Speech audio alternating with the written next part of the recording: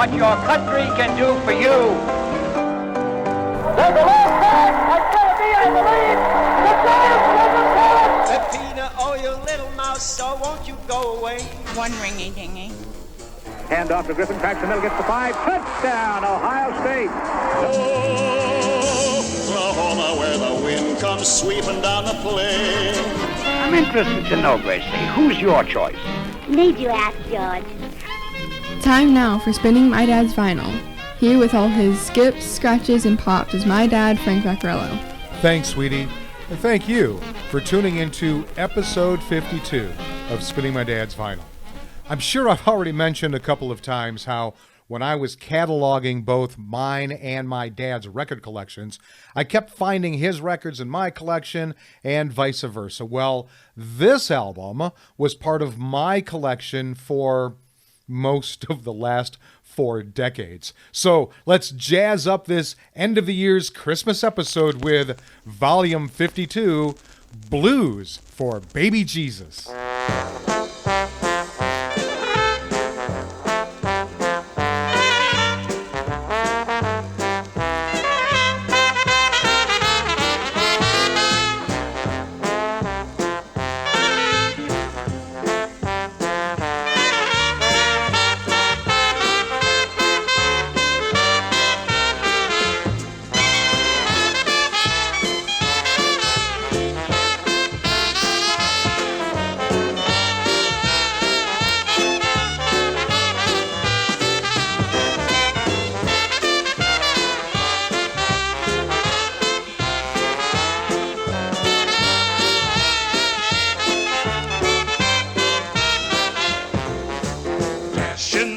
Snow in a one-horse open sleigh. O'er the fields we go, laughing all the way. Bells and bobtails ring, making spirits bright. What fun it is to ride and playing song tonight. Oh, jingle bell, jingle bell, jingle all the way. Oh, what fun it is to ride in a one-horse open sleigh. Oh, jingle bell, jingle all the way. Oh, what fun it is to ride in a one-horse open sleigh.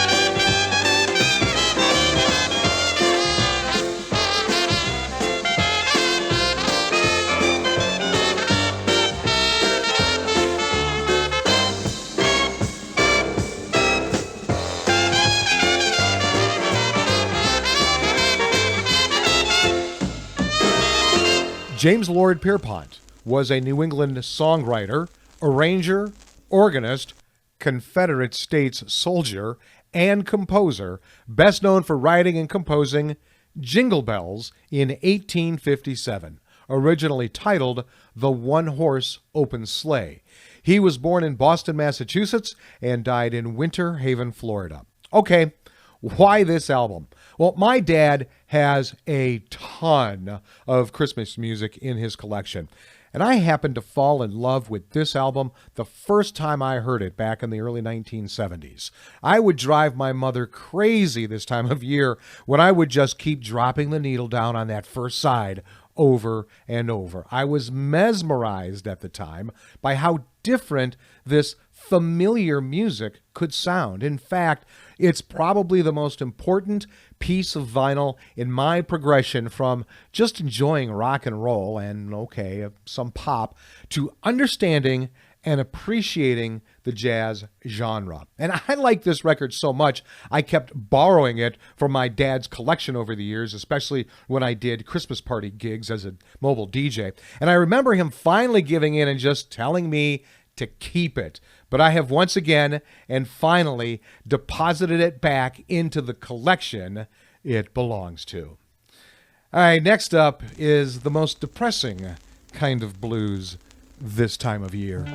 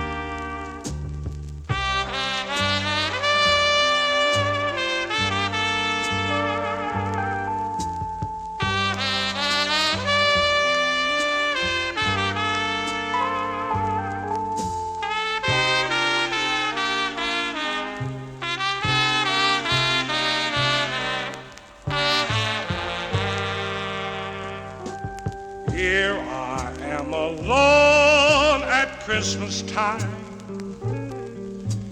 No one to help me break the bread or share the wine. With people all around me, their joy seems to remind me that you are gone. Sad to be alone at Christmas time. When I walk the street, I always find noisy crowds with their laughter. They reflect all the rapture that I know. Glory to the highest rings out loud and clear. It echoes in the empty hall, since you are nowhere near. Our room is not a home at Christmas time. Presents on the floor are always mine. The Christmas tree with shining light, it looks out into the night, tells me you are gone.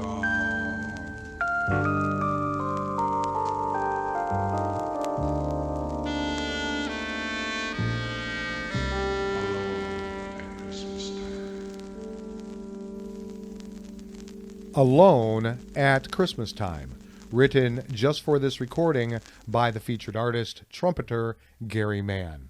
All right, let's learn about the album I have chosen for this episode. Gary Mann, Blues for Baby Jesus, the E&E Insurance Christmas album. It's on the Educators and Executive Insurance label, number EE101. It's a vinyl LP album format, was released in 1972, and its genre is jazz. The back also lists the performers on this album, and I want to read that personnel list to you.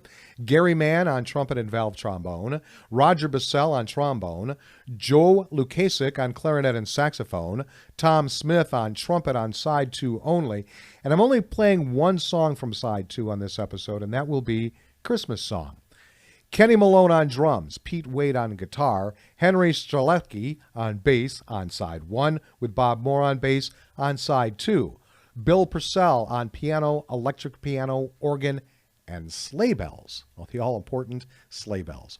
It was recorded at Woodland Sound Studio in Nashville, Tennessee on August 14th through the 16th, 1972, with the recording engineer Rex Collier, produced and directed by Bill Purcells. Now, let me extend that with some information from a 2011 Unforgettable Christmas Music on Blogspot article about this album. The E&E, that's Educator and Executive Insurance Company of Columbus, Ohio, commissioned the music release Blues for Baby Jesus in 1972 and also released it as catalog EE 102 under the title Christmas with Gary Mann. Everything on the back cover is identical except for the name of the album, and Mann's photo is not there. Of course, he is on the front cover of the second album. Of course, my dad has both albums, and if you are not watching the video, you won't see that. That's exactly what I'm showing right now, is both of the albums that I'm talking about. Now, let's take a look at some selected paragraphs from the back cover liner notes. Now, these next few lines are in quotes. Let's offer a record, a Dixieland jazz record. You're crazy. There aren't that many Dixieland fans. If we're going to offer a record, it ought to be a Christmas record. Nothing else has brought enough appeal. Okay, then, let's make a Dixieland Christmas record. It couldn't really have happened that way, but you're wrong. That's exactly the way it all got started. And the more we thought about it, the more we liked the idea of offering a Christmas record as a premium for an inquiry about E&E automobile insurance. There were some doubters, of course, but on one point, everybody was in agreement. If E&E was going to offer a Christmas record, it had to be good, and it had to be different. It couldn't just be another Christmas record that sounded just like all the Christmas records they already had on a shelf. But how? If you're insurance people, do you go about making a Christmas record, or any other record for that matter? And I am going to pause here and tell you that my dad did work for Prudential Insurance for well over a decade. Well, if you're a jazz fan, it helps because you immediately think of Gary Mann. First of all, because he plays the kind of great jazz trumpet you'd like to feature on the record. And secondly, because if you find nothing incongruous about 300-pound elves, Gary is perfect for that role too. So you call Gary and he likes the idea and he supplies the missing ingredients, somebody to put it all together. The somebody in this case was Bill Purcell, composer, arranger, director, producer, and according to Gary, quote, at the piano, he's the best there is, baby, unquote. By this time, the concept had been crystallized. One side of the record would be swinging, the other straight. The swinging side would be pop Christmas tunes played as jazzmen might play them anywhere, anytime, during the Christmas season. The straight side would be traditional Christmas music played by the same musicians, but played the way they might do them at a Christmas Eve church service. For the straight side, the problem was picking 5 from the list of many. Everybody had their favorites, but the eventual decision was O Holy Night, Adeste Fidelis, The First Noel, Silent Night, and for a change of pace, Christmas Song. Then came the discussion of the second side. This next dialogue is in quotes. Well, one thing we have to include is that blues thing of Gary's that's never been recorded. Blues for Charlotte. You're crazy. We can't do that. What's Blues for Charlotte got to do with Christmas? Okay, so let's rename it Blues for Baby Jesus. We can't do that. Why not? Well, why not? Jingle Bells, Sleigh Bells, and God Rest Ye Merry Gentlemen quickly won approval, as did another tune which has faded from memory because between that morning in Monaco and a morning of the recording session in Nashville 6 weeks later, Gary wrote another original song just for the album. It's called Alone at Christmas Time, and that is, of course, what you just heard. All right, let's see what value Discogs.com has put on this album. The highest comes in at $8, the lowest at $1, with a median at only $1.90. eBay, anywhere from $4 to $13. They had several copies, but there was not a single copy available on Amazon. Now, my dad's copy, very poor condition. The record itself is pretty scratchy sounding. There's lots of hiss. I don't think I heard any skips from it, though. The album cover is likewise in very poor condition. The album cover has circles from the edges of the record pushing through. The spine has a spot of his famous black electrical tape holding it together. And there's even some other kind of clear tape. It's not scotch holding the bottom together. And I know this record is worn because of how much I used to play it.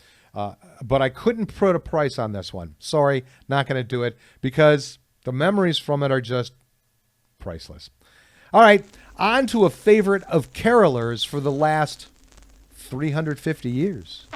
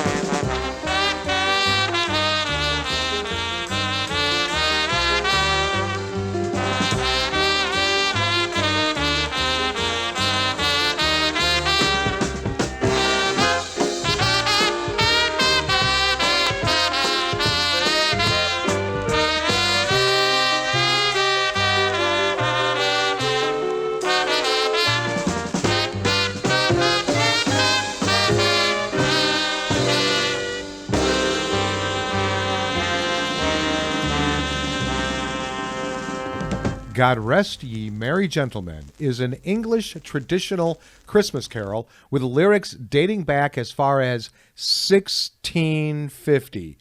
That also means nobody knows who wrote it. All right, let's learn a little about the feature artist for this episode. And once again, I couldn't find anything online about this trumpet player. Good thing the liner notes have some information. Once you've listened to the trumpet speaking soulfully over the brass choir on side 2 and leading the swinging on side 1, you're sure to ask, who is this Gary Mann? Well, the sound speaks for itself. Gary is a great jazz trumpeter. He's also a great showman. And it's no wonder music is in his blood. Born in New Orleans, where else? He grew up in the birthplace of jazz with a father who was solo clarinetist for John Philip Sousa, the Ringling Brothers Circus Band, and the Houston Symphony, and a mother who was a lyric soprano with the Metropolitan Opera. At 13, Gary spent his vacation playing trumpet with the Ben Pollock Orchestra. At 15, after graduating from Gulf Coast Military Academy, he lied about his age and joined the Marines. Kind of like Colonel Potter on MASH lied about his age to get into the cavalry. Stationed in Shanghai, he became aide to Evans Carlson, who was from Carlson's Raiders. Gary later joined the Flying Tigers, but his flying days ended during a Japanese bombing raid, which left him with punctured eardrums and severe inner ear damage. Returning to the United States, Gary resumed his career in music, playing with such popular bands as Charlie Barnett, Horace Heidt, and Bob Crosby. Then came Pearl Harbor, and he rejoined the Marines and Evans Carlson. As a Marine captain with Carlson's Raiders, Gary led a squad behind the Japanese lines prior to the invasion of Bougainville. When the squad he was leading was ambushed by the enemy, 9 of the 10 men were wounded. Gary himself stopped 5 bullets in the face, 2 in the spine, and 3 in the legs. But he inspired his men to rout the enemy, and for his heroism was awarded the Navy Cross. Gary spent the next 2 years in the hospital, undergoing extensive plastic surgery and fighting paralysis in the left side of his face, including his lip. Slowly and laboriously, he taught himself to play the trumpet again, despite the permanently paralyzed lip, but not well enough, he felt, to go back to a musical career. So building on an interest in medicine, which had always existed but had been intensified by his hospital experiences, Gary returned to New Orleans and entered Tulane University. To help pay the bills, he took a job at Brennan's, one of the city's most renowned restaurants, and by the time he had his degree from Tulane Medical School, he had risen from busboy to maitre d'. Gary Mann, the musician, became a highly successful and widely respected orthopedic surgeon, but he never quit on the music either. He continued to practice and overcame the lip paralysis by teaching himself to blow out the side of his mouth. Gradually, the two careers began to merge as Gary practiced surgery during the day and played with his own band at night. And then at the age of 39, he was rocked by a serious heart attack. So again, he made a startling move, abandoning the tension of his surgical practice to return full-time to his first love, music and show business. So in one sense, the story of this album doesn't start with a half-serious dinner conversation less than 6 months ago. It starts in New Orleans over 50 years ago.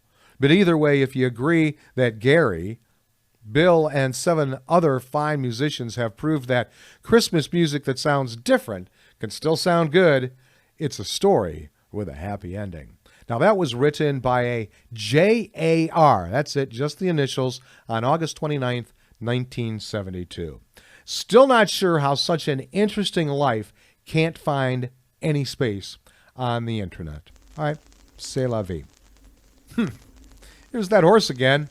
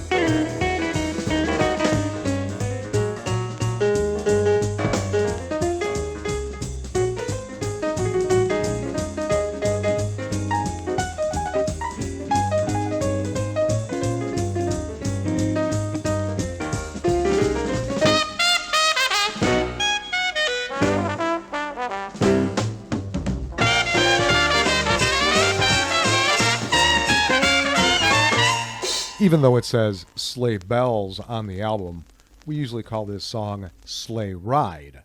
Leroy Anderson's Sleigh Ride is a Christmas standard and one that is easily recognizable by its upbeat melody, sleigh bells, clip-clopping, whip sound, and horse whinny. It's been a hit ever since it was first recorded in 1949 by Arthur Fiedler and the Boston Pops. But there's more to this piece than meets the eye, or ears. Here are 8 cool facts that may make this one of your favorite holiday tunes if it isn't already. And that leads us to this episode's interesting side note supplied by ParkerSymphonyOrchestra.com. They happen to be in Colorado. 8 cool facts about Sleigh Ride, posted on November 24th, 2018, and written by Sherry Mathias. The original had no words. You've probably heard both the instrumental and sung versions of Sleigh Ride. The original is the orchestral version with no words and was composed in 1948. The lyrics were written by Mitchell Parrish in 1950 and were first recorded by the Andrews Sisters that year. It was written during a heat wave. In 1946, Leroy Anderson and his family were in Woodbury, Connecticut, staying in a cottage on his wife's family's land. He had been released from active duty in the Army, and housing was in short supply. While staying in the cottage, a July heat wave and drought hit. Anderson began composing several tunes, including Sleigh Ride, which he envisioned as a musical depiction of winter long ago. He finished the piece about 2 years after his family moved to New York City in the winter. It never mentions Christmas. As previously mentioned, the original version did not have words, and since the title is simply Sleigh Ride, there is no reference to Christmas. Parrish's words also make no reference to the holiday. In fact, the only event mentioned in the words is a birthday party at the bridge, and some artists have changed the words there to Christmas party. It has been named most popular according to ASCAP, the American Society of Composers, Authors, and Publishers.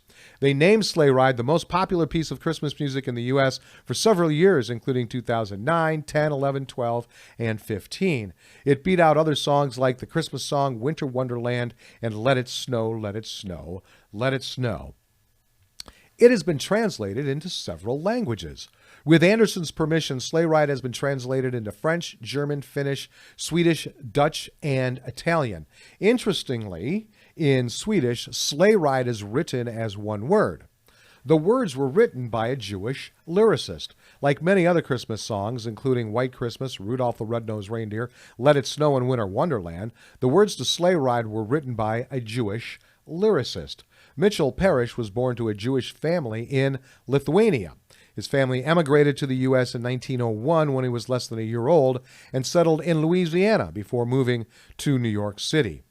The image that is used for the post that I am reading from is by Currier and Ives. And if you happen to be watching the video version, that's what you're looking at. There is a line in the song that's meaning may be obscure to most today. Like a picture print by Currier and Ives, refers to a printmaking company that produced hand-colored lithographs of popular artwork of the 19th century. The image we used in the post is called the Sleigh Ride. The company closed in 1907, 43 years before the song lyrics were written. And sometimes it ends with carrots. Sleigh Ride includes a famous horse whinny 5 bars before the end. The whinny is produced by a trumpet. Since the effect is near the ending, a joke with a humorous effect is occasionally played on trumpet players and sometimes the percussionists. When they rise for the applause, they are often presented a bunch of carrots in lieu of roses. And now for that change of pace song from side 2.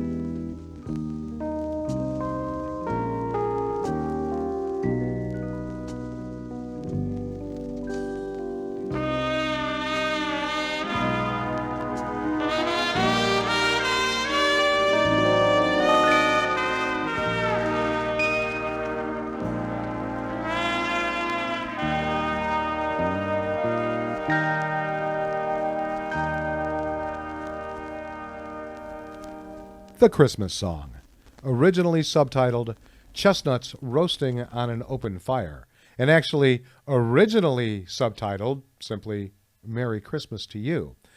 It's a classic Christmas song, written in 1945 by Robert Wells and Mel Torme. And according to Torme, the song was written in July during a blistering hot summer. In an effort to stay cool by thinking cool, the most performed Christmas song was born, and that one is according to BMI. Quote, I saw a spiral pad on his piano, he's talking about Wells, with 4 lines written in pencil, Torme recalled. They started chestnuts roasting, Jack Frost nipping, Yuletide carols, folks dressed up like Eskimos. Bob didn't think he was writing a song lyric. He said he thought if he could immerse himself in winter, he could cool off. 40 minutes later, that song was written. I wrote all the music and some of the lyrics, unquote. The Nat King Cole Trio first recorded the song in June 1946. Well, I hope you enjoyed this episode as much as I enjoyed bringing it to you. Man, did this album's music bring back some great memories. It might have been the first album where I really realized that my dad and I really had the same taste in music, just from a 2-decade difference in perspective. And no matter how much I get annoyed with the constant barrage of Christmas music this time of year, I'll always have this little piece of vinyl heaven to fall back on if I really ever need a holiday music fix, which is really never anymore. I also wanted to thank you, the listener, for listening to Season 1 of Spinning My Dad's Vinyl. I can't believe that the first year is over. But stay tuned, as I've still got plenty of great music and other selections in Season 2, including adding over 178 RPM shellac records my sister and brother-in-law found. Wait until you hear some of this stuff, and I'll be getting shellacked every last Sunday of the month with a couple of exceptions. Okay, time for that title track.